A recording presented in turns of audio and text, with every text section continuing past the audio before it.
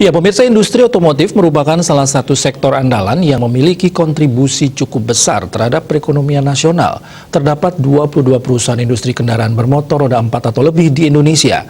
Menteri Perindustrian Menperin Agus Gumiwang Kartasasmita menyampaikan sektor ini telah menyumbangkan nilai investasi sebesar 99,16 triliun rupiah dengan total kapasitas produksi mencapai 2,35 juta unit per tahun dan menyerap tenaga kerja langsung sebanyak 38,39 ribu orang.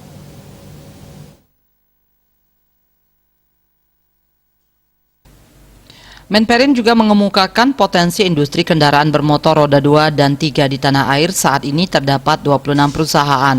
Total nilai investasi yang telah digelontorkan sebanyak 10,05 triliun rupiah dengan kapasitas produksi mencapai 9,53 juta unit per tahun dan menyerap tenaga kerja hingga 32.000 orang. Karena itu industri otomotif dinilai memiliki peran penting dan strategis sehingga dimasukkan ke dalam peta jalan Making Indonesia 4.0 yang mendapat prioritas pengembangan dalam implementasi industri 4.0.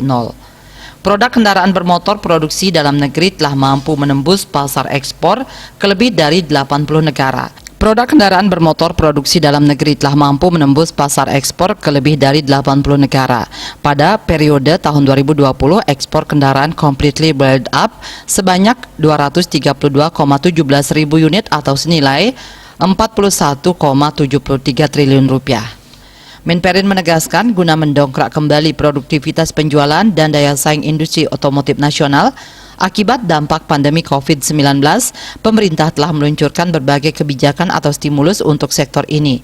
Misalnya insentif penurunan PPNBM untuk kendaraan bermotor pada segmen kendaraan dengan cc di bawah 1.500, yaitu untuk kategori sedan dan 4x2.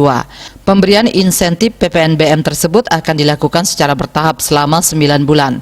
Ia optimis kebijakan strategis tersebut dapat mengakselerasi pemulihan industri nasional dan ekonomi nasional akibat pandemi COVID-19.